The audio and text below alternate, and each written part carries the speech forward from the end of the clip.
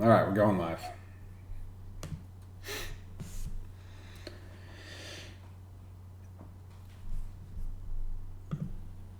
Oh, waiting for Jake to get on the screen because I fucked up. What's up, guys? We're going to be live soon.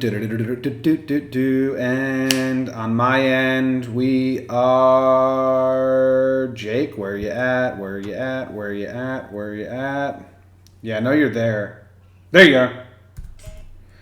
Today is November 14th, and the Yankees are not the biggest storyline in baseball. The Astros are because they cheated. We're not really talking about that today, but had to use it for the intro. We got a special guest, and we're going to cold takes exposed ourselves. Let's do it. Let's talk Yanks.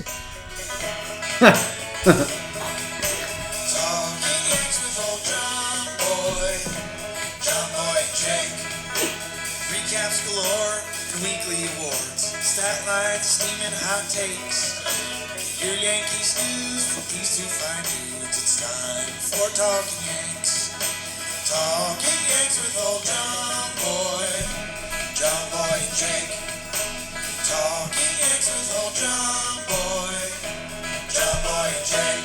What's going on, everybody? How are you doing? Welcome to Talking Yanks. My name's John Boy. I'm coming to you from Manhattan, and I have Jake coming to you from Denver, and we've got special guest, friend of the program, John Boy Media member. John Boy Media member, yes. Joez McFly, host of the Pinstripe Strong podcast, vlogger extraordinaire at Yankee Stadium. How's everyone doing? Jake, you can go first. Wow, thank you. I'm doing good, man. Okay, Joez, how are you doing?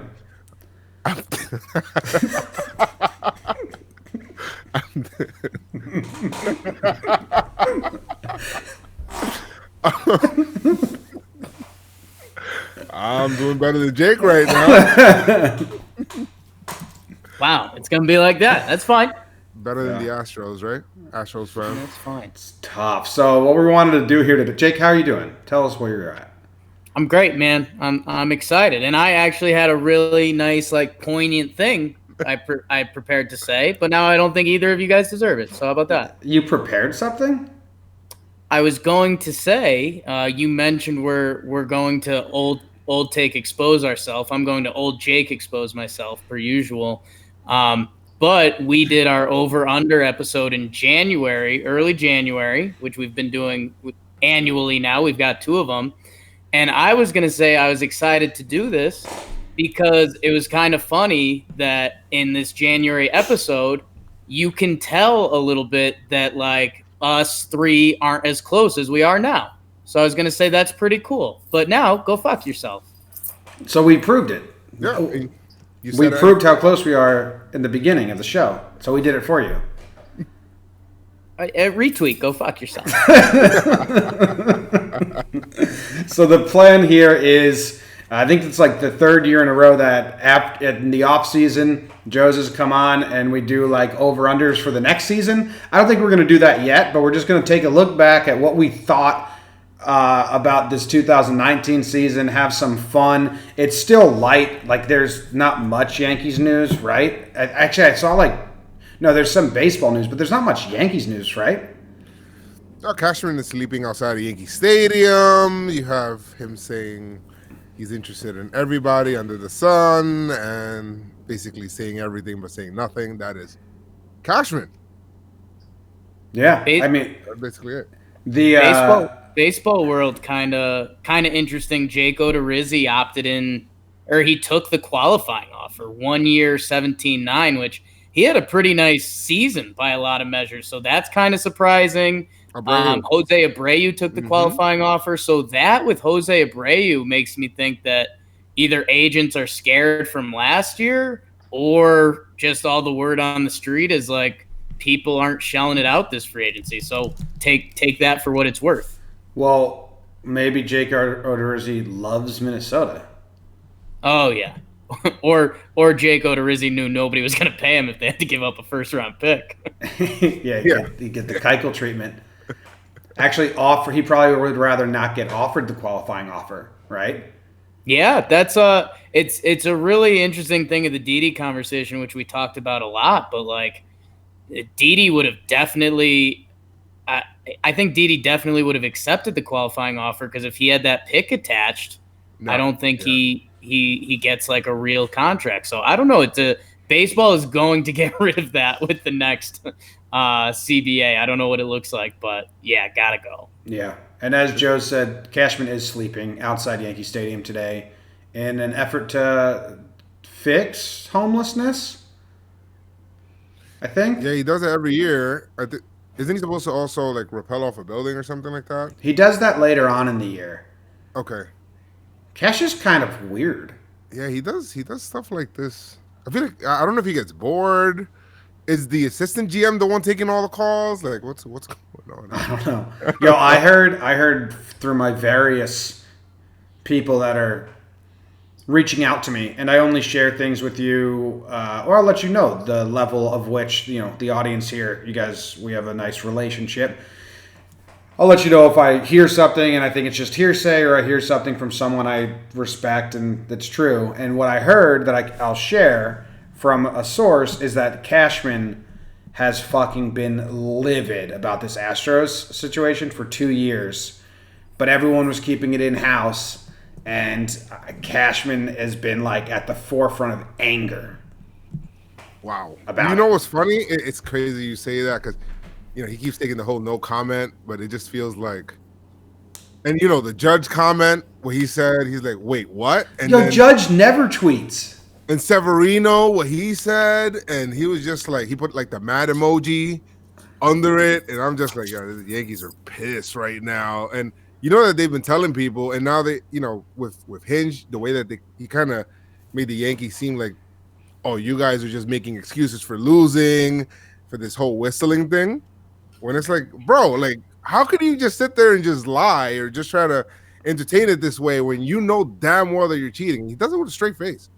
The only way you can lie is to be smug about it, really. Like, in the end, like that's yeah, that whole thing sucks. I'm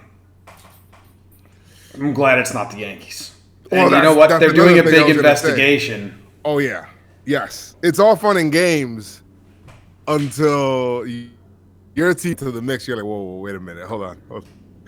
Wait a minute, because right now, the Mets hired Beltran, who's entangled with this, and then the Blue Jays coach was in there too, and like all of these other coaches around the league now are like, so I'm like, just steer clear of this.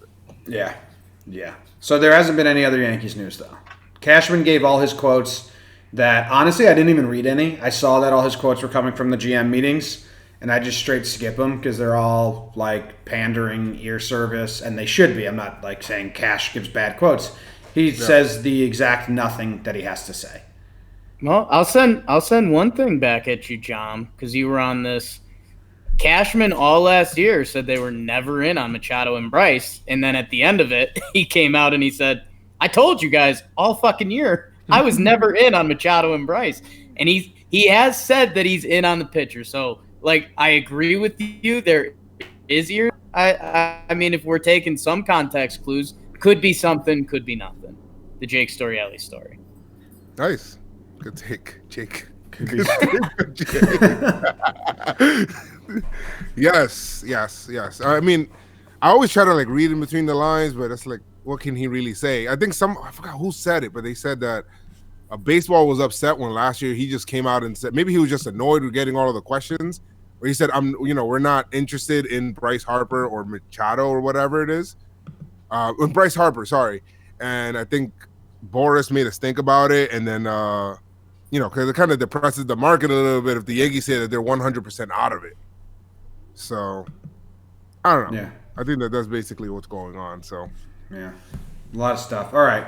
We did a show last year. We had everyone call in, tweet in, give us your over-unders, give us your what-ifs or what's going to happen. And then we gave our best answer. Jake listened back today, and he went through it. I did a little bit. So you're the expert, Jake. Maybe I'll find some sound bites in post. I probably won't because it's been a whirlwind. We have some interesting ones here, and the one I wanted to start with, because it's the one we started with, and I think it's kind of interesting, is and it was a Keith McPherson call. He's part of the family now. Hey, Yeah, Yeah, that might be one you have to dig up because I had like, oh shit, it's Keith. yeah. And you were surprised that how you hated Joe's last year, I guess, and now we're all friends. Is that was your big spiel you were mapped out? Well, Joe's hated you because you're not really, you can't hang on the street. You've never had a chopped cheese, you know. Oh, I had a chopped cheese. I'm also about When to do you go. have chopped I'm about to go cuddle with Cashman on the streets of the Bronx. So Okay, in there. All right. So the question was, what are we most confident in? The Yankees winning 100 games, the Yankees winning the division, the Yankees scoring more runs than they did in 2018, or the Yankees winning the World Series, which was obviously not going to be the most confident answer. And Jake, what were the results here? Do you have them in front of you? Yeah, and so the only precursor that I think people know is that we did this last year is January 9th. Britain had just been signed. It was pre-DJ LeMahieu signing. It was pre-Otto, and it was pre-Sonny Gray trade, which you'll see in a little bit. So, yeah, the first question, most confident, more runs than the previous year, World Series, or will win 100 games. I was, and I'll give myself a slap on the back. I was will win 100 games, and the thing I was adamant about that Jimmy, you clearly don't have my back tonight because Joez is here. Wow. But you know something I'm big about is that repeating is hard. So I Yeah. said the Sox won't repeat winning the division, just because Mookie and JD had such special years last year, and it kind of got overlooked. And Sale, and they were cheating. Hey-oh. So I was on they will win 100 games. Joez, do you have a guess at which you were most confident in? We'll win 100 games. Definitely not. 100 games, will score more runs than the previous year or win the World Series. I think I was at 100 games. You were confident in winning the division. I don't think you said Oh, the division. 100 spot, but you were confident in winning the division, and you were both confident in scoring more runs than the year before. With Jimmy kind of putting an exclamation point on that with Judge. Judge missed a lot of the season the year before, and then we were hoping Judge was going to be here all this year, but we end up doing all right without the big guy for a little bit.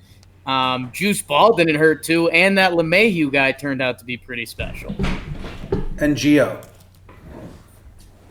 The God. God. Predicting last year is crazy. It's impossible to do. I'm building Especially if you do it when we did it, you know, where there was still some other stuff that was done after that, right? But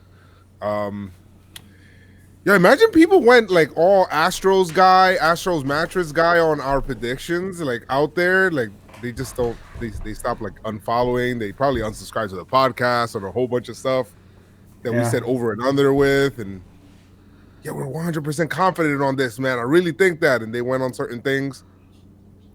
And if you would have listened to me there with the division, we would have been okay. But well, we did everything, right? They did everything. Yeah, They did the 100 wins. They did more runs. They did the division, and they didn't do the World Series. Okay. Next up, Jake. It was Tulo. Asterisk. cheers. Tulo over under 81 games. Jake, I had to be under, right? So we did two. So it was a 2-part question. It was Mad Bum trade, and it was over under 81 games for Tulo. Joez was not confident in the pursuit of Mad Bum. Looked good. I was not confident in the pursuit of Mad Bum, but I was confident in a Death Star type trade. That didn't really happen. I did save myself. I said some nice things about Domingo Germán, which, well, now we don't really talk about him. But we were firmly on the under for Tulo. Joez came at the end and he threw a little, over for Tulo. Didi's going to be out for a little bit. And we had a good laugh before we started recording this because Troy Tulowitzki coached more games for the University of Texas than he played for the New York Yankees. He landed at 5 games. 5? And I gotta say, I'm happy. And Joez, you're a little under the bus on this one, but it's not a bad one to be under the bus about. But Jim, you and I, it felt like every offseason episode when we stumbled into the topic, we're like, Cashman is trying to BS us. Like, no way we can actually believe in Troy Tulowitzki. And he kept coming out with the like, no, Troy looks good, and he's our starting shortstop, and we're like, fuck this. And that's what we got.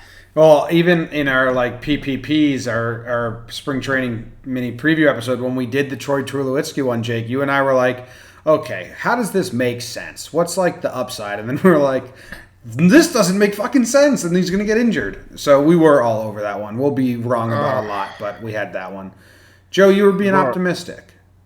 Yeah, you know what? I got caught with spring training. I said, I'm not going to believe in Bird because of spring training, and I believe in Tulowitzki.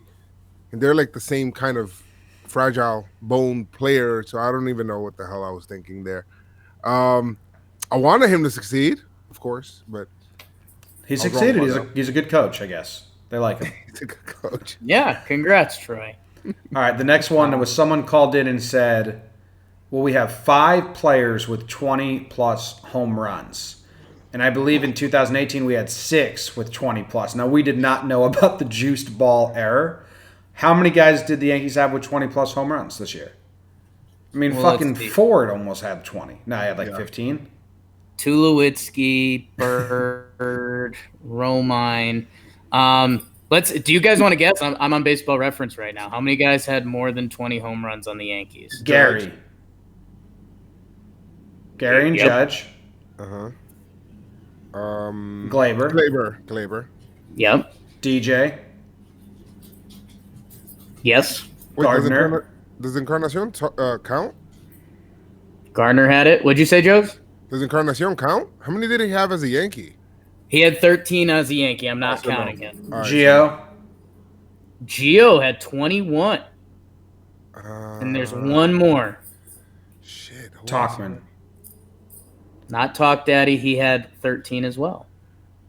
He was a double-digit guy. Shit. It's bothering me, and I don't want to look at the roster. Voigt? Luke Voigt. Shit. Luke Voigt had 21. So how many was 7 that? guys with 20 homers. Nobody had Urshela before the season. No, the first miss off the list is Didi, which is 82 games. How many homers? 16 homers. 16? 16, yeah. Didi's homer numbers were there. Everything else wasn't. Yeah. Yeah. All right, we were all right on that one. What's the next one, Jake? Do you have the list in front of you? I do. And yeah, a name that we'll stumble into later that we had a couple comments about and wasn't on that list. Well, actually, let's do this first. How about Yankees that didn't hit 20 home runs last year? Aaron Hicks had 12. Stanton. Giancarlo Stanton had 3. I mean, those guys would be guys you could pen in. Yeah, I mean, yeah, Bird was not there. Tyro with 3. Clint had 12. But yeah, that's kind of funny. Talkman had 13 in 87 games. How many Edwin did with 13? Ford? How many did Ford have? Ford had 12 in 50 games. Maben? Maben had 11. Wow. 11 in 82 games. So and you're doing this from memory? Last year. Yeah. I'm an idiot savant. Next question. Let's see. This is a fun one. And Jim, I stopped you before this. All-Stars. Someone called and they asked, will the Yankees have someone said the Yankees were going to tie a record for 6 All-Stars. Turned out that wasn't a record. We roped that in a little bit and we said over under 4.5 All-Stars. We all went over. Do you guys remember how many All-Stars we had? I think it was 4. Was it Chapman, Glaber, Gary, DJ? Joe's, your guess?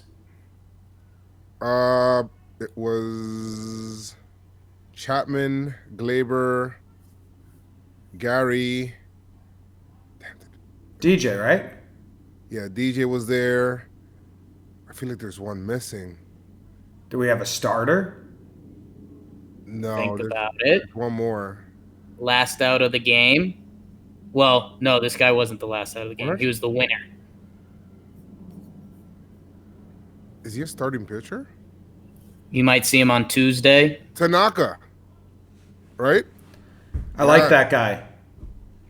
Massa was an all-star. We sweep his season under the rug pretty quickly because of that ERA, but Tanaka was great outside of 2 starts. Yeah. So we're all smart. All right, good. So we're all smart. So it's 5 all-stars for the Yankees, and I think Tanaka was a late ad, if I remember correctly. He was. Still Are counts. we shooting 100%, Jake? And Joe's has the one miss with Tulo?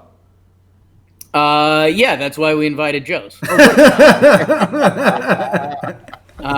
Let's go somewhere where we weren't 100%.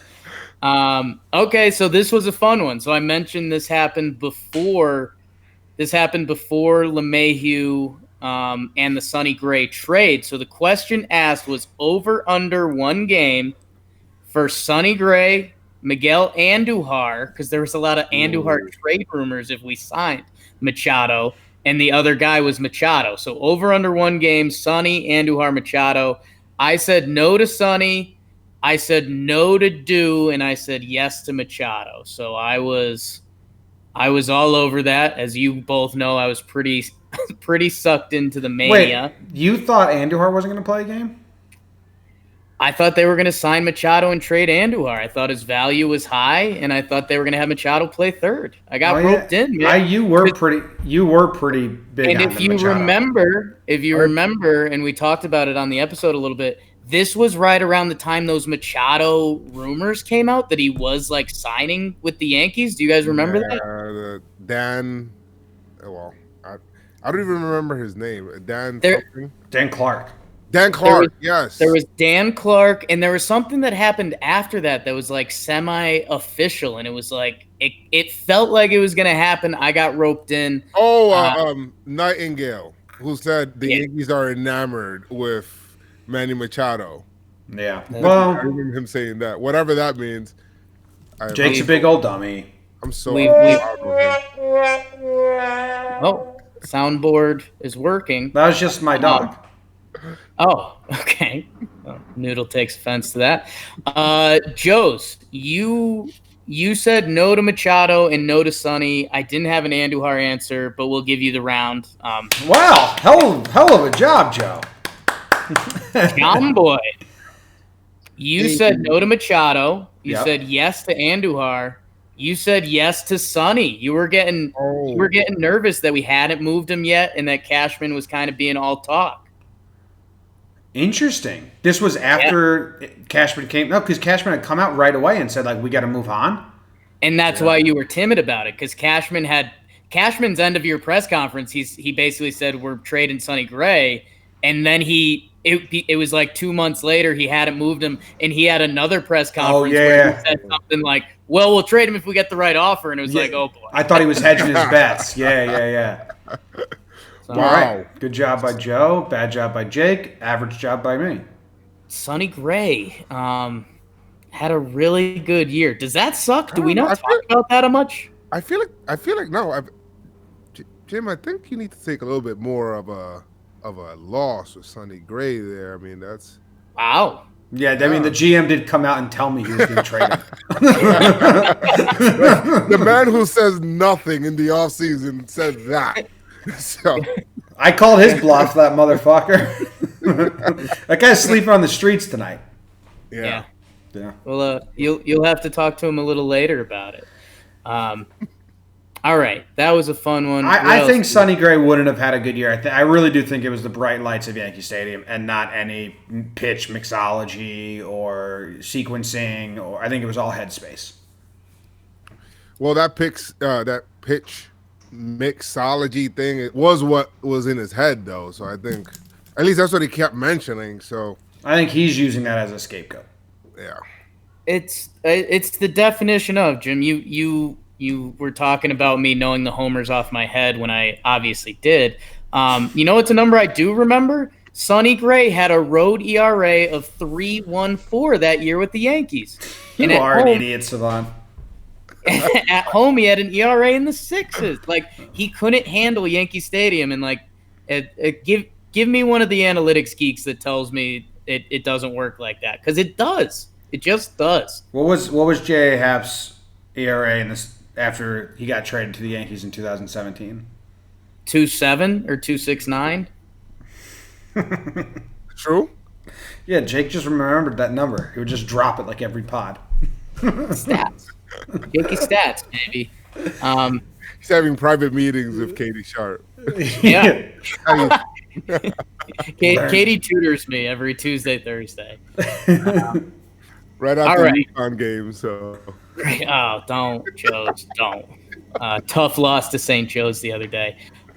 This is kind of a funny one in hindsight. Our guy, Sean Corby, good dude on Yankee Twitter and real life, he called in, and Jim, you remember this, he was on a Tulo All-Star train, which we laughed that off pretty easy. Corby, we love you. He called in and he said, and his number was too high on this, but it was a fun conversation. He said, "What will the Boone ejections be at?" And he put the number at 6, which was too high. We all said we all said under and laughed a little bit. But it's kind of funny looking back in hindsight and seeing Boone had so much more vim and vigor this year, and the Savages rant and all of that. I mean, that's how many ejections did Boone have?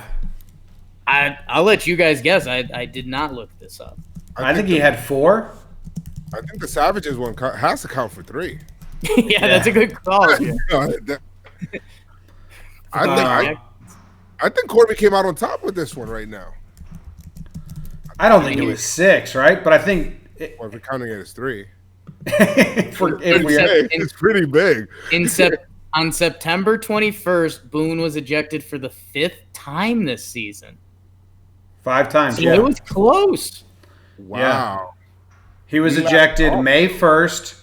Okay, so we had 1 in April, 1 in May, none in June. What the fuck, Booney? 1 in July, 1 in August, 1 in September. And they're lucky he didn't get ejected in the playoffs. Some of the calls. I mean, can you remember any of his ejections? Obviously, the Savages one was bad zone. We had the one where Glaber hit the home run that got robbed, and then the replay said it wasn't a home run. That was another ejection. When Brett got what was the game you were at and you left? That was when Brett and Cece got thrown out. Oh, and I believe there was another one when Brett got thrown out in Toronto, right? Toronto, yeah. Yep. Dude, this first one that I'm looking at in May was in Arizona. He got ejected. I don't really remember this one. With no one out. We kind of poo-pooed those 2 games because that was that West Coast trip where we did really good stuff and we won the West Coast trip, so we lost those 2 games in Arizona. Yeah, I'm trying to picture the ejection and I got nothing. Okay, so the one in Arizona was Wade squared to bunt and the ball hit him in the foot, or they thought it hit him in the foot, but they could not challenge it. So Boone asked the umps to get together, and the umps refused to get together, and he couldn't challenge it because they already challenged another play, which they went to replay, and replay didn't get right, didn't reverse it, even though they should have. So Boone was just mad at the whole situation. That was the first one. The next ejection was the Glaber Torres one versus Kansas City Royals, where Alex Gordon tried to rob it, and they ruled it an out, which is just crazy. Oh, yes. I remember that one. The Yankee Stadium. Yeah. He was pissed. He was screaming. He's like, how you call that a catch? Yeah. When Boone manages, when he gets in ejections, he just straight up does that SpongeBob meme voice. Then the Savages in the box was his 3rd. The 4th was Joe West ejected him. Oh, that was in between innings, remember? He ran out. in between innings. He got thrown out in between innings during commercial break, and then they came back, so there was like no footage. Yep. And then the other one was the game I was at versus Cleveland when I left early, when Cameron Maben got rung up, said, "You're fucking terrible," and then all that happened. I remember That Arizona one is, do not remember it. Yeah. It's not dumb. Kind of gets a little overlooked. Like we gave Boone so much credit this year for the injury stuff and managing all of that. But we kind of asked him to be more fiery, and obviously Savages in the Box was huge for the Yanks and us, but all year he brought that side, which, I mean, think about it. Last January, we were kind of calling him like the laid-back, chill Cali guy that'll never do any of that, and he brought a little bit of it. Yeah. Should have made manager of the year, man. He made so many adjustments. I don't want to disrespect Baldelli, but I'll do it. I want to disrespect Baldelli. I want to disrespect. I mean, come on, give me a break, bro. Like, he improved upon a team that won 100 games. Like, it looks so much better. The Twins attitude. Shut up, Jimmy. I had to just go on my old rant again. Twins played nobody. They were never a good team. And I sat here on this podcast every week, and I told Jake that when he tried to tell me they were a good team, and I said they're frauds. They don't play anyone good. They have no strength of schedule, and they had everyone fooled all the way up until the stupid manager of the year votings. Dummies. They should have had it after the first round. I bet you people would have changed their mind. Yeah, or they should have just decided not to be dumb about it. Yeah. Like, it should have been a memo where this is the manager of the year voting, don't be dumb. Probably would have helped. It's my alarm. Thanks for listening, Rocco. Rocco. This is a quick one, Jim. Your brother-in-law, Brett, called in, big Angels fan, and he asked 7 games with the Angels, over under 4 wins for the Halos. We got really into this answer. We're like, when do we play them? There was one in September where I was like, I think the Angels are going to be out of it, so maybe we take those. We're going to lose some on the West Coast. We got really into this. Where did we all land? Yeah, we did. So we played 4, and it was the start of that West Coast trip. It was the start of like the Cameron Maben show when Clint got hurt, and the Yankees were just finding magic, and the Angels just stunk. They were like a stat ball team at that point. But yeah, we won 5 out of 7 against the Angels this year, if anyone's into that. And we all said over? We didn't really talk about the over-under too much. We kind of did we did a Yankees suck at West Coast trips talk, and then you did that, end of year, okay, hopefully the Angels are out of it and the games don't matter. And I think our event was Angels. We clinched. Oh, yeah. What Sebby was on the bump. So we all said over. So we did, kind of. We did good. Okay. Yes. Now we're getting into the fun ones. 3 calls about Gary Sanchez in a row we played. And it was the Gary experience last year was funny, and I know all of us are kind of new to this world, and now we're semi-veterans in this world where how things move. But it was so funny. The spring training before that, everyone was all high on Gary. They were doing, Judge is good, but Gary's the best hitter on the team. And then after his miserable season, everyone was like, you know what? You were either firmly Gary's garbage or Gary's bounce back. So we had 3 calls on Gary. Which one was I forget. I forget where I stood on that. I think you like that guy. Jim, actually, if you do want to dig, you have some good quotes in there because you were like, Gary was hurt. His shoulder was clearly hurt. He couldn't catch high and away fastballs. Mm-hmm. So you've got some good defense there. Basically, what the question broke down to was, would Gary have a 260 batting average, and would Gary have 25-plus home runs? I said, give me the homers, no thanks on the average. Looked solid there. Okay, Joez, you said 30-plus homers, and you said batting average doesn't matter. How about an OPS around 860? He landed at 841 with a couple tough stretches in there, but that's pretty good. Close. And Jim, you were hopeful and a little emotional about Gary, and you were just adamant he was hurt. So we'll give you the point on that too. And I think He was hurt. Gary finished with let's see. Gary played 106 games. He had 34 home runs, second on the team, 232 batting average, 316 OBP. They really sunk on him after a couple slumps around injuries. 841 OPS though. That's pretty good for a catcher.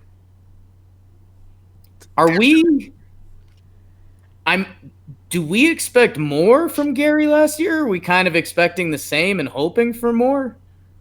I want to see him healthy because if he's putting up these numbers in the amount of games that he's playing in, I keep saying he keeps doing this and he missed a month or he missed, X amount of time. And I keep dreaming on shit. What the hell would it be like if he has a full, healthy campaign, bro? Like, it changes record books. You got to think 50 homers, 50, up there. You got to think that if he's good. But catcher's a demanding position, so the groin issues are really reoccurring. That's the problem. I'm expecting him to be good. I'm not I don't think I've won the battle yet. I think we're close. I don't think I've won a war yet. I think we won a major battle this year. I think we won a major battle last year. There was defense. Yeah, I think we won a major battle, but we have not won the war yet. And I think this new catching coach, I'm excited, and let's get him doing some yoga or something. Okay. Yeah. Maybe we get some Gary yoga shirts going. I think I'm here for that. Maybe some more DH days available. Pilates next year. Maybe that'll be a new segment at the John Boy Studio. Maybe it'll be yoga with Jake. I do yoga with the baseball players, and they call me a giant loser. That's a good one. Maybe you're just doing yoga by yourself, and they're pouring milk on your head, calling you a loser. Yeah, we'll work on some segments for sure. Yeah, we never get them in the first go.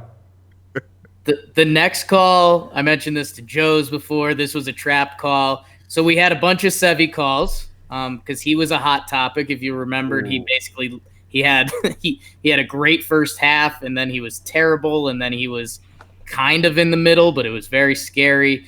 So there's a lot of Sevy calls, and then someone at the end said, "Hey, 60 games for Tulo." Me and Jimmy tricked ourselves into landing between 60 and 81. That ends up looking a little dumb on us. Luis Severino, the call in question that we zoomed in on was 18 wins and 200 Ks. Obviously, injuries screwed us on this one. Yeah. Joez, you said over Ks and the Ws if healthy. You're clear. I threw that in there? I threw that in there if healthy? Yeah, you had a nice little save there. I was jazzed up for the overs, but I said I wasn't confident at all. And John, you were over on the Ks, but didn't believe in the 18 wins because wins are tough. Yeah. And the bullpen, he did mention that, Joe. So the Sevy stuff's kind of a wash. Going to be a lot of talk about him this postseason. Hey, guy sleeping outside the stadium. I love Sevy as a 2-starter. I love Sevy as a 2-starter. Do you want me and Joez to go tell him that when we go sleeping with him tonight? I mean, couple chopped cheeses. Yeah. Yeah, we have the choice at least. Does he have security surrounding him? No, we're just gonna go sleep next to him. I'm gonna bring one of these smelling salts. I'm just gonna crack it and throw it into his sleeping bag. I'm like, oh, you're awake? Jake says Sevy should only be a 2-starter. Fancy meeting you here. I do this every Thursday. I'd like him as a 2. I think your direct quote is, Sevy as a 1, he sucks. You think he'll pour milk on me and do yoga? We got some Greg Bird calls. We kind of ignored the over-unders, and we were just like, we're rooting for him. We have no confidence. Something that looked kind of bad. All of us were pretty jazzed up that he would end the season as the starter. Like he'd get a chance and he'd prevail. That's just because Greg's very nice to us. Yeah, we got excited, and it would have been a cool story. And a classic Jake line that you're going to hear a lot this offseason is like, yo, Voigt's numbers are really good. Like, Voigt's been nothing but great for us. Except when he's hurt his belly button. Yeah. Okay. I like Happy Voigt. Happy Voigt is the best Voigt. The hardo, he's a hardo, bro. He's like, I can see him being real tough to be. I don't like angry Voigt. It comes off so weird. I like happy Voigt a lot. There's some players like I like angry DJ. I like angry Judge, but angry Voigt is too much. It's like, oh, dude. The best comparison was Paul O'Neill. Like, Paul O'Neill was angry, but he respected the baseball god. Like, Luke Voigt kind of doesn't respect the baseball god when he's angry. Like, he thinks he could hit 800. Yeah, you got to know that you're going to take your lumps. Yeah, I mean, he'd hit a line shot and just throw his hands up in the air, like, whatever, man. Like, just walk away. It's like, yeah, that's plain disrespect. That's really going to help you out with that one, man. Yeah. So this, Jim, this is one you're going to have to dig up and you're going to have to give a Talking Yanks fan love, because a caller called up about Hicks and he said he was confident Hicks was going to get an extension. Which that was a pretty wild and bold prediction. Sources. And Jim, you came out with some.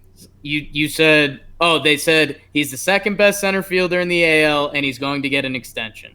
So, John, you said you weren't confident he's the second best center fielder, and you were highly confident he wasn't going to get an extension because Cashman doesn't really do that, and Cashman kind of pooed in our face with him and Sevy this offseason. Yeah, but I think Cashman's regretting it. Cashman never does extensions, and here he made 2 extensions, and both players got hurt. I think he's probably like, why the fuck did I do that? Don't extend DJ. Just keep him. Just wait. And the second best center fielder thing is he was the second best center fielder in 2018. And this is probably what I said last year. He's not the second best center fielder in the AL. He was for one season. You got to prove that to like earn that over time. Yeah. He put together a great year. Yeah. And I mean that Springer guy. Well, we'll see what he looks like when he doesn't know the pitches. Joez. Sorry, farted. Joez, you said they should look into an extension. You were pretty into that, and so I guess you're kind of right on that. I mean, it's whatever. I said I was worried about injury, but I was interested in extension because I pointed out, like, think about whenever we play the Cleveland Indians, they say, like, man, they locked up Jose Ramirez. It's one of the best contracts in baseball. And, like, I don't know, if Hicks is healthy, it could be that, but he might not be for a year and a half. Tough. Very. Would you guys extend? Would you look into extending somebody like who would you extend here? Because Yankees are going to start paying some of these guys. You may want to look into doing that. Whether it's Judge, who's doing arbitration now this year, Gary, and who else? I'd buy out Glaber's arbitration. Oh, Glaber, right? Yeah, but they don't even need to do that yet. I hate this arbitration process, man. It sucks. I'd do what we did with Sevy with Glaber, like buy out his arbitration, just so he doesn't have to go to those hearings. You don't have to do that. Like, obviously, that's when bad blood gets spilled between the organization and the player. So if you can buy those out, that's why I remember when Sevy signed his extension, I was really happy. I was like, because I don't know if Sevy wants to hear all that shit. Yeah. Betances is going to definitely take it as a just business approach this offseason. Yeah. I mean, you don't want to deal with Randy Levine being a dickhead. Yeah. I'm the basic bitch here. I mean, it's Judge. I mean, what he means to the team. It's like, lock him up, give him the C on his chest. I'm ready for it. Would you extend Boone before Judge? Ooh. Yeah, if it was just a friendly, like, 2 years, why not? Like, yeah, sure. I don't care. Boone's been great. Okay. Just throw out an extra. Yeah. Thing with Judge is that age, and you're just thinking what time he'll become a free agent, and you're thinking, would he really be that expensive as a free agent? I think he still would be, but would he command like a super long-term deal? I don't know. Probably not.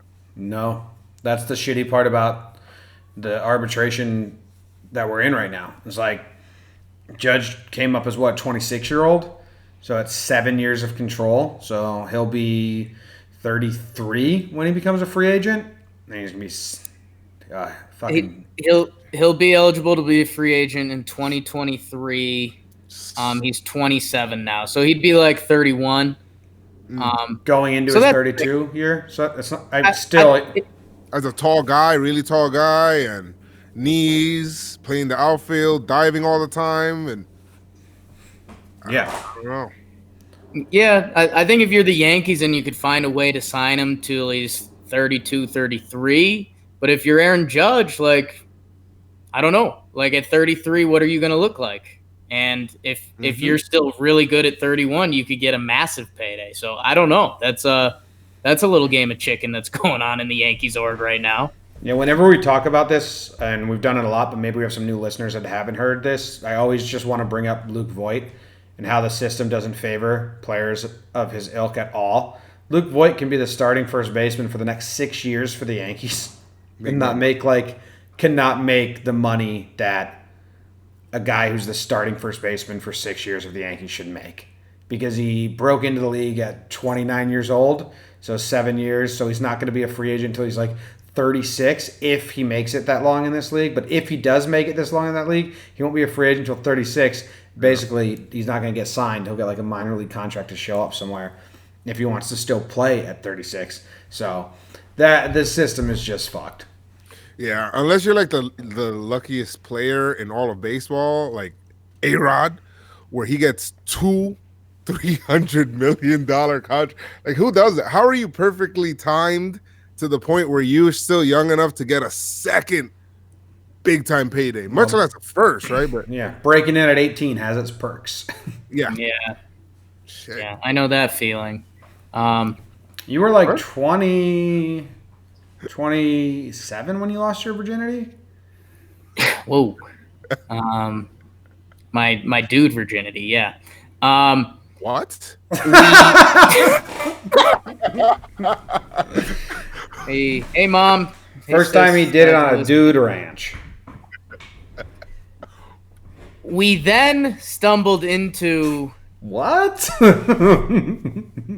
this was an interesting one. I got excited for myself, but I got roped in.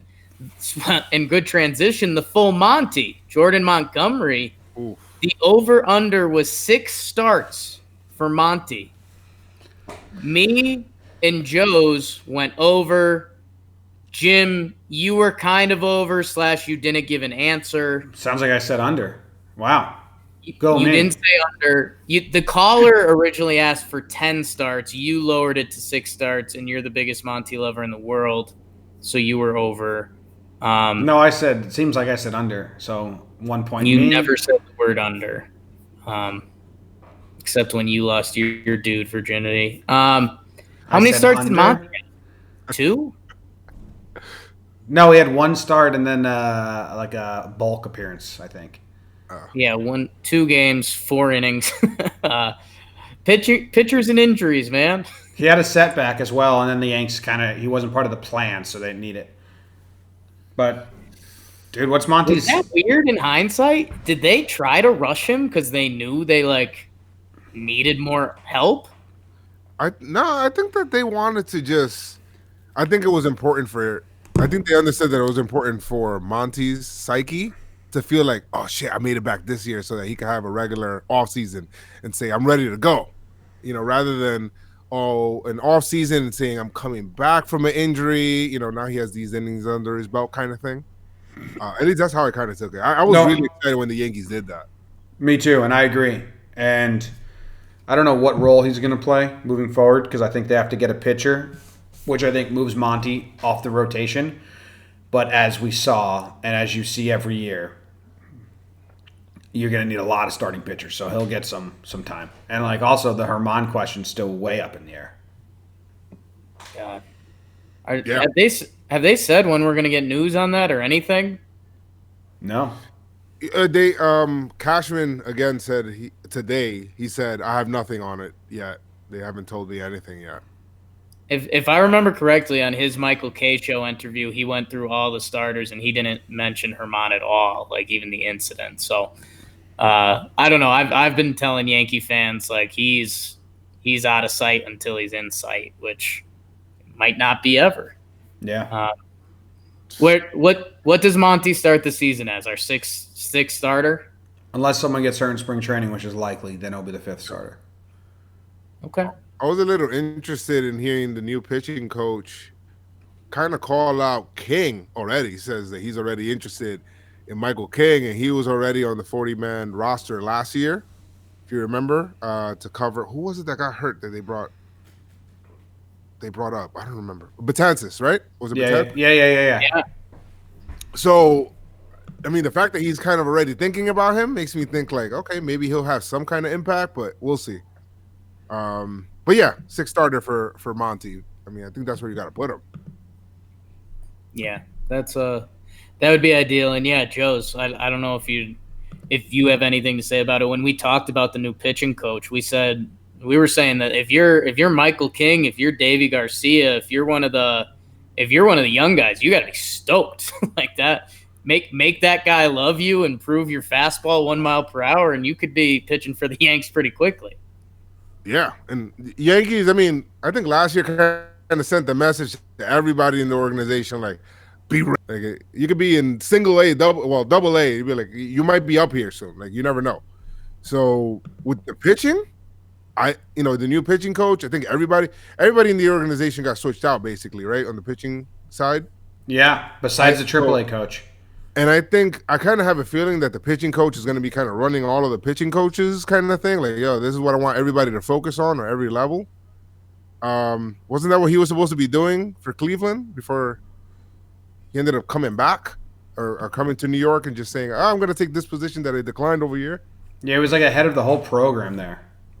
Okay, so I mean, maybe that's what he's going to do. I don't know how their infrastructure with pitching is going to work, but I'm excited to see that they're switching it around because somebody brought to me, when was the last time the Yankees have developed a really good starting pitching prospect, before Severino? I kind of thought about it. And you could think about Herman, maybe. Yeah, no, I think so. But I think this guy's going to have to take over and run everything. I don't think he would have taken the job if he didn't have full control.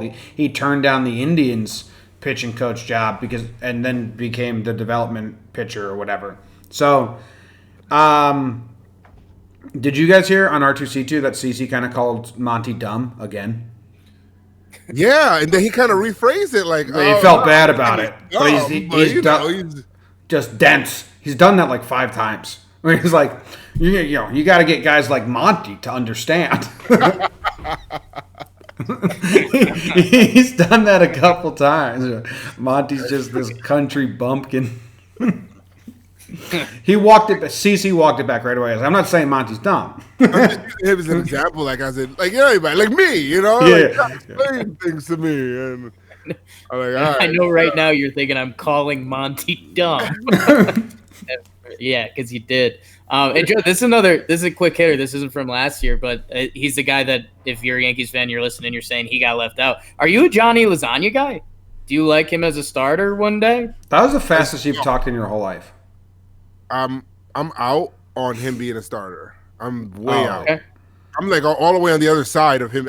I feel like his stuff plays up in the bullpen. I feel like you got to put him up there, and I feel like he has like Batanzas upside, like kind of thing, because of his velocity. And I think once he gets control, I think that he could be that kind of guy. But a starter, I don't know. I don't really like him as a starter, personally. Yeah. I'm interested to see him next spring because I think he's got a lot of mirror images to Domingo. If Lasagna could tighten some things up, like he can be lights out when he wants to be. But yeah, you're right. At this point, it's kind of like, dude, like that guy could be crazy out of the bullpen. We'll see. But yeah, win over that pitching coach, Johnny Els. All right, this is an ugly one. Giancarlo Stanton over 50 homers. None of us took the over. Jimmy, you said you can't bet anyone over 50 homers. Anyone. And the future of all baseball. Joez, you said the under. I said 50 on the nose. Duh. Wow. Jake. It's a sucker bet. Eat your own pinky off. It's a sucker bet. Push. I'm betting green. I was the only one that got that. The next caller was 105 wins. We were all under on that. The Yanks came pretty close. What they end up as 103? 103. So we all said over 100, but under 105. We are so smart. There's a reason why people listen to this podcast. This is the smartest we haven't got a single thing wrong yet. No. 50 on the nose, duh. And then this one was this is the final question. Aaron Judge batting average, and they put it at 287. Anyone? Do you guys want to guess what his batting average was this year? I don't know what it was, but I'm gonna guess it was 285. I have no idea. I don't really know. I'm gonna take over. Did he go 289? His average was 272, but I also thought it was over that, just because he's on base so much. Yeah. But yeah, he sucks, man. I don't really like batting average. You get that shit Joe's right. kind of nailed it. Batting average does suck. We all went under, just because we were like, again, we kind of don't care with Judge. We all went under? Judge feels like he does hit in the 290s. We got it right again? Yeah. I mean, we're on fire. This is the smartest podcast that's called Talking Yanks going. Wow. Easily the best Talking Yanks pod out there. No, I didn't say that we're the best Talking Yanks pod. I said we're the smartest pod named Talking Yanks. Come on. I'm not agreeing to that. Half of the show. I'm not talking about you. I'm just saying I'm smart. Okay. We got there. So we got to do this again at the end of this little off season, like more towards late January again. Because I think that's where we would have really got into trouble with this if we did a DJ LeMahieu question. I think we'd all be eating shit right now. Yeah, I feel you got to do it right. You know what? It's probably better to do it like right before spring training. Yeah, when you know you have more of a complete team. Because if you do it in January, people trickling in at the end up becoming basically your MVP, like off the scrap heap, like a DJ LeMahieu. You don't know. After spring training is tricky too, because you talk yourself into the Greg Birds and the Tyler Wades and all them. That could get ugly. Okay, here we go. Valentine's Day episode. No, Monday, February 10th. We will. The three of us. We will meet back up. We will have the callers call in and give over/unders. February 10th. Put it in your calendars. And then set a reminder, and then remind me because I will forget. There's one more on here, right, Jake? How many games will Garrett Cole win? I think there was a question at the end, but we didn't really give an answer. It was if Machado will be signed and Andujar would be traded, and it was at the hour 3 mark, and we all looked at each other like, guys. It's tough. But you said that Machado would get signed and Andujar would get traded. Which you gotta believe. It's a double wrong. That's a double wrong. In the biz. That's Jake what they our hope to like the last second. I remember Jake holding our hope to the last second. Oh yeah, he was like fully on board the hope train. He sucked me onto him. He was doing Harper scenarios. Yeah. He said, "We got to come away with one of these guys, man. I believe." So that's where we can sympathize with each other, Jake. Cashman straight up said, "I'm trading Sonny Gray," and I was like, "I don't know." Cashman straight up said "We're not in on Harper," and Jake was like, "I don't know though." That's the number one negotiating tactic. But I don't want your $1 million. I do not. Colin Strauss. Yeah. So where are you, Jake, with Colin Strauss in comparison to where you were with Machado Harper last year? Are you head over heels, same boat? Because I think you were getting yourself there. Is this a So reminder? I was, and I actually came down. Not because of this, just because of I really started talking myself into Strasburg because I was like, I was thinking about the Strasburg story, like number one pick. He was good, but he wasn't great, and now he's this elite postseason pitcher. He's hitting free agency at the right time. Like, come to the Yankees, let's do it. Like, be be a Hall of Famer and be special. And that's where I started thinking about being Steven Strasburg. And then I don't know, like I started hearing the San Diego things, and you think about his personality more. Like he's a guy that's normally not comfortable, and like he's pretty comfortable in Washington. He'd be comfortable in San Diego because he's from there. Like in my head, the guy I thought Steven Strasburg was made sense for the Yankees, and now when I thought about it more, he kind of doesn't. And I don't know, the Cole train just never fully added up for me, but. The thing that keeps getting me is the Yankees had $30 million come off the books. They got money coming off the books next year, and there's one piece missing on this team, and it's not Mike Moustakas. So Eric Thames. It's Eric Thames, man. It's Thames. I don't know. Like, and Jimmy wrote me in with this. It's that like the Yankees like Kyle Gibson. If we walk away with Kyle Gibson and Mike Moustakas, like it's nice. But does it get us closer to the World Series? I don't think so. No. But we'll talk ourselves into it. Oh, Jake. I was hoping you weren't head over. This is tough. First, I felt bad for you if you were going to be head over heels again. Like, we're going to get one of these guys. It just makes too much sense.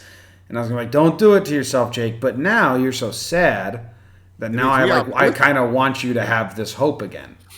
I mean, we're signing Garrett Cole. Joez, where are you at? Yeah, where are you at with this, Joez? I think after hearing what Cece said about Strasburg, saying, well, I don't want to be the guy anymore, kind of want to be like a number 2 kind of thing, or a number 3, just a guy to fit in. I could see Strasburg going the Manny Machado route and going over there. Plus they have a quote unquote up and coming team and all of that. And I think Garrett Cole kind of has this hunger too. And I think the Yankees are going to have to pony up, bro. Garrett Cole, come on, bring him on. Cole train. Do it. Lump Cole. Stop. Let's go. Yeah, Cole. Obviously I want them to go get Cole. Don't care how much money you spend, not my money. Yeah, not my money. But I still can't get myself to think. Now, I came into the offseason 0% chance we get him. I think I'm up to 9.2. You see, part of me feels like this is the one that Cashman kind of feels like, shit, this guy has gotten away and slipped through my fingers so many times. I have him right where I want him. Like, I try to draft this guy, couldn't get him. I try to trade for this guy, couldn't get him. I have the chance here. Ellsbury's coming off the books next year. Tanaka's coming off the books next year. I'm having people coming off the books. Maybe I can talk to Hal and be like, come on, man, just 1 year. We just kind of go for it. I know pitching wasn't the reason, and that's the company line that we all have to toe right now because we have to say pitching's not the reason that we lost, but let's get this guy. We've been after him since he's been a babe. Come on. Get him. So let's do it. Oh, man.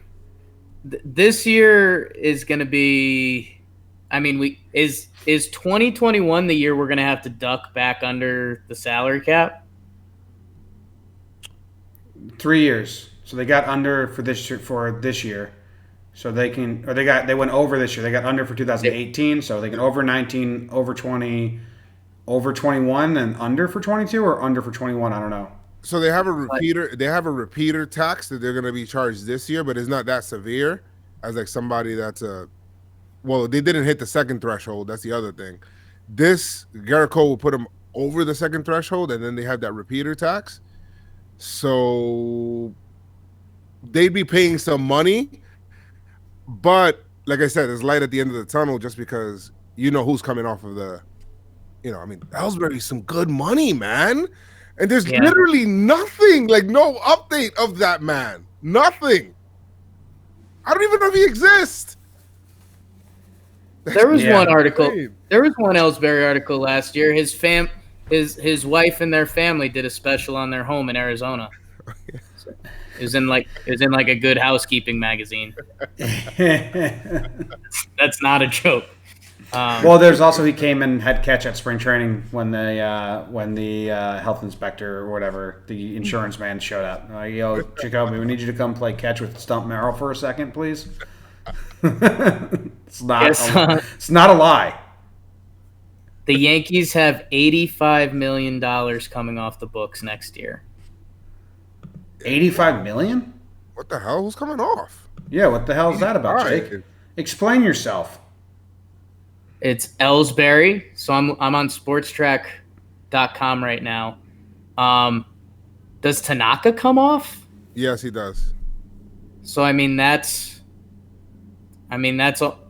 almost 50 mil right there. I think Happer would come off, right? Yes, because the Yankees probably not picking up that option. Because that would DJ be comes off. vesting option. They'd keep yeah. him under. So yeah, that's pretty much it. That's crazy. Wow, that's a lot of money. So put on a lot of money this year. And it's like, what piece are we missing? That Better number bat one, boy? man. We got great bat boys, Jim. Come on. There's one bat boy, and he's just a jerk, and he ruins the whole vibe for everyone else.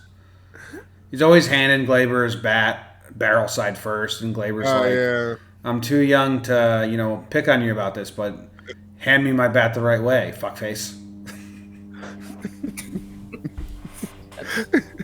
That's inside stuff. Yeah. You gotta watch closely. You gotta watch closely sometimes.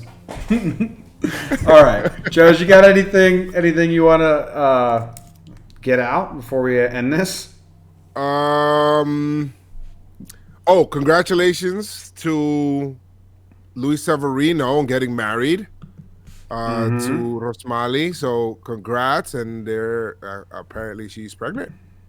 Hey-o, having another baby. So yes, having a baby. So congrats. I told him, since he has two girls now, I said, hope it's a healthy baby first and then a boy.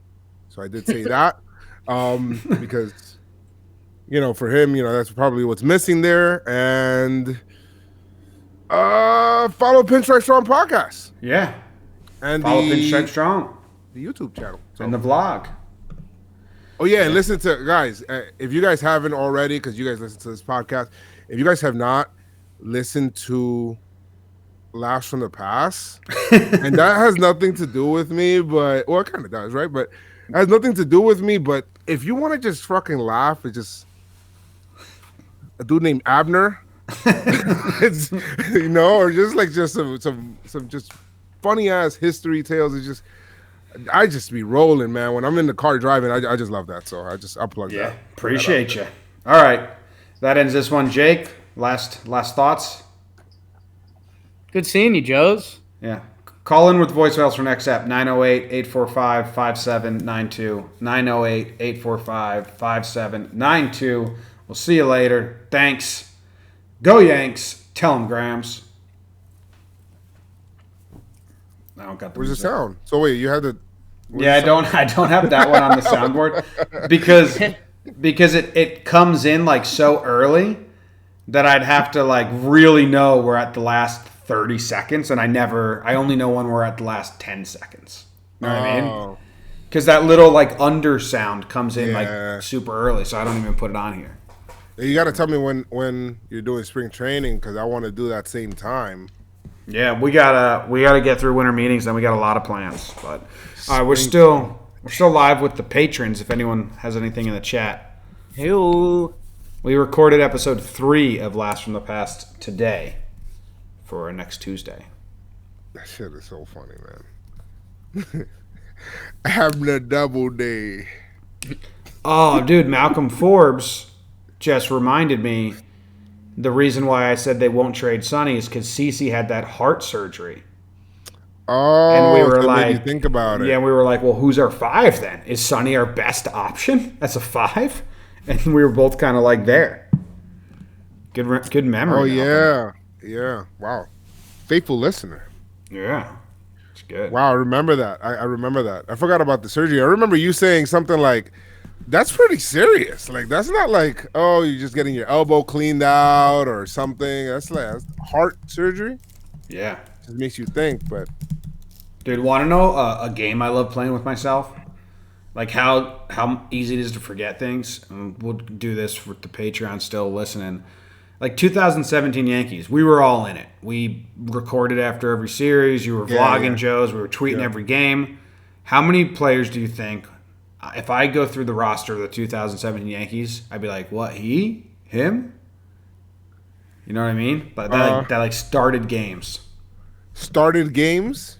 Started games. Um,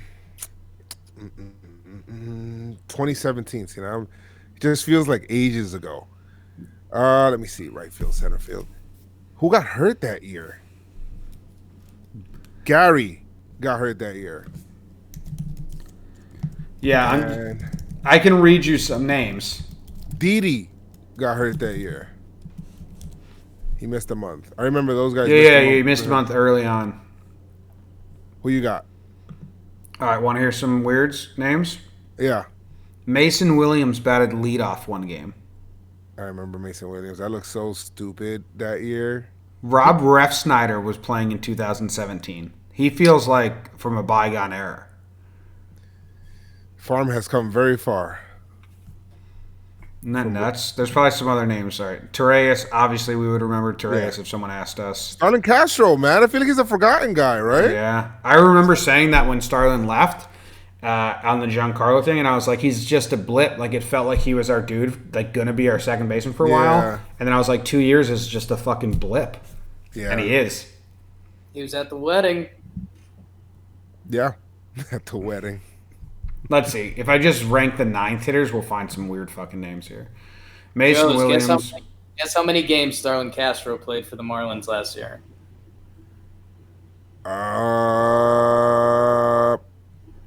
Wait. He got hurt, didn't he? No injuries. No injuries? Did he play like a full season over there? Buck 62 Wow. for the Fish. Man, they really shit. Gotta Wow, that's love pretty good. baseball.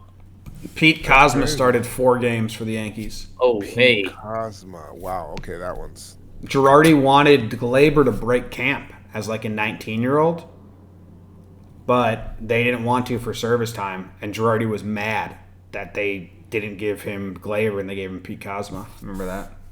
And Judge and Hicks were battling for a spot in right field.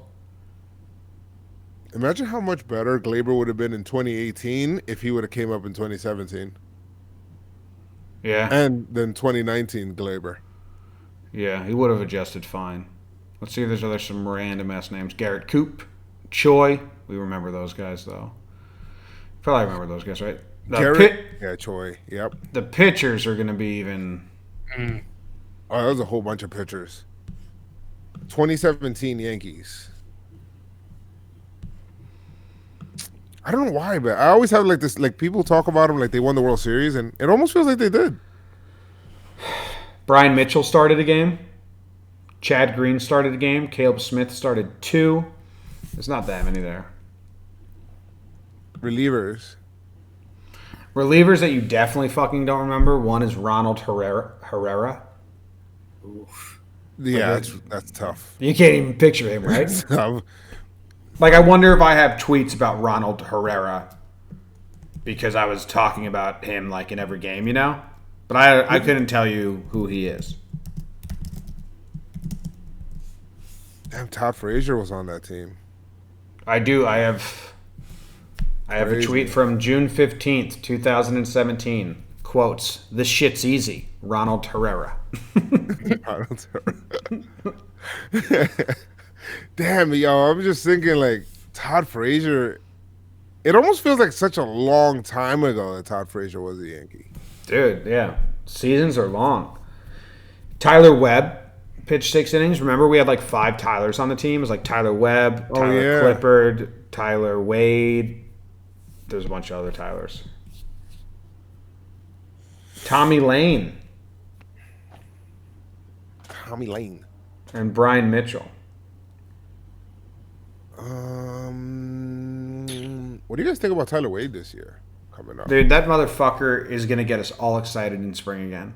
He did it. Like, if he didn't have that end of 2019, if he didn't do that, we would. He's such a 26-man roster player, though, man. Oh, he really is. Yo, it's basically just the Tyler Wade spot. That's him. Is it not? Like, that's Is it 26 next year? Yeah. And 28 in September. They might even just Wade lets them keep like what the best player on the team that would be on the bench, and then Wade can play infield and outfield. I think they might just add an extra pitcher. That 26 spot is so made for the Yankees. It's not even funny. Yeah, so Tyler Wade, 22 games when he got called back up on August 21st, 12 starts, 47 plate appearances. Jake, take a stab at his slash line. What year? 2017? No, last year to end the season. Okay. How many at bats? 43 at bats. 43 at bats. Okay. So he hit 357 with a 381 on base. It would have been. They're talking. I know that you look like him and all. But we're talking 22 games. Yeah. Not 5 games. He would have been. He would have been on the playoff roster. 357. What? Does it start with a 3? No. Oh, okay. Let's talk about Tyler Wade, my dude. Yeah. I was remembering his last 2 weeks he played really well. I don't know. I think you're remembering that slide. Yeah. I'll get you Tyler Wade stats. Joez. 260? 260 something? 263. 279 batting average. Okay, so it's all right. So, damn, was he walking? Shit. I remember him getting on base more. What you said, 273? 270 what? 279. 279. 364? 340. Oh, shit. But his OPS was 806 in that stretch. Oh, shit. And I was presenting player. that because it's pretty good, but Jake had him as a god. Yeah. Because let me get the butter knife out. Yeah, give us these butter. Give me the chopped up stats. So he slumped the last 6 games he played. The last 6 games he played, Tyler Wade went 1 for 12 to finish the season. Before that, after he got called up, so for a month, from August 21st to September 21st, he hit 355 with a 412 on base and a 1 OPS. Yes, that's what was in my head. Oh, Tough finish, Tyler. Don't play that last week. Yeah, get sick like you did in 18. You gotta know when to fold them. Pinstripe prospects. Who's that? Is that your brother? Or is that no? That's not Pinstripe prospects. Oh, that's our dude. It's 26-man roster, but 13 pitchers. So it has to be a position player then, because the Yankees take 13 anyway. Yeah. So that's what I'm saying. They can. So it's a Wade. It's a Wade spot. It's a Wade spot. Yeah. You put him in or Estrada. Well, no, Wade. Definitely Wade. Got to get Giancarlo, Gary. Tyro. I think he's getting traded, man. I think the Yankees, they have to trade a whole bunch of people this because they have to protect a couple of young, unless they're going to trade the young people. But either or, it has to happen. Some trades either way, because they have to protect some. You know, they have to protect a whole bunch of people here, and I think their roster right now is at 37. I'm not sure, but trade Sessa, trade Ford, don't trade the Young Prince because I like the nickname the Young Prince. The Young Prince. Sessa, Ford. Young Prince is our shortstop depth. Yeah. You think Andujar staying on or he's getting traded? No, I think he has to stay on. I don't think he's got any value. Yeah. Retweet. All right. Retweet. That's it, guys. Thanks for watching live with us. We're going to bounce. I got to edit this and post it, and then thanks, Patreon. Go fight some more angry Houston people on Twitter more. Oh, how pissed off are they, man? I got to end it. There was at one point, someone major must have retweeted stuff, or like someone like with a lot of Astros following must have put me on Astros people's radar. Okay. Like more than regular, because there was like an hour where I started quote tweeting people because I was just in the fucking weeds. Like I was just getting just like such dumb hate. Like there's a contingent of people that really think I'm doctoring the video and adding sounds. And it's like, I can't believe. I cannot believe that I am. Like I have to like honestly fend off people that are so dumb. It's upsetting that people are so dumb. I just look it up. All you got to do is just link the video on YouTube or something. We've done it. We've done it. Go take a look at that. Yeah. It's just... yeah, sure. I'm going to ruin my credibility as I'm starting to ascend. Go ahead. That's what's cool. That's like my constant reminders. Like so many places are using this that like have brains because they understand like how fascinating it is. So that's my shining silver light or whatever. Yeah. And like this dude, Adam or whoever, that like tagged me. Like I shouldn't have engaged with him because he literally just tagged me because that's the only way he can have relevancy. And wow, he's got 630 replies. I will say this. The people who are with us pretty good. Yeah, we got a little army. Charmboy Media Army. Yeah. like I think it just did it again. You need help, fucking moron. I hope this is a bit. It's just like they think I'm making it up. What would I make up about this? Players said it. A lot of people don't understand that like The Athletic broke this. They think like I'm trying to break it without any players saying anything or any journalists saying anything or any like it's just like this is the only thing. And I'm like I didn't go like invent this on my own. Whatever.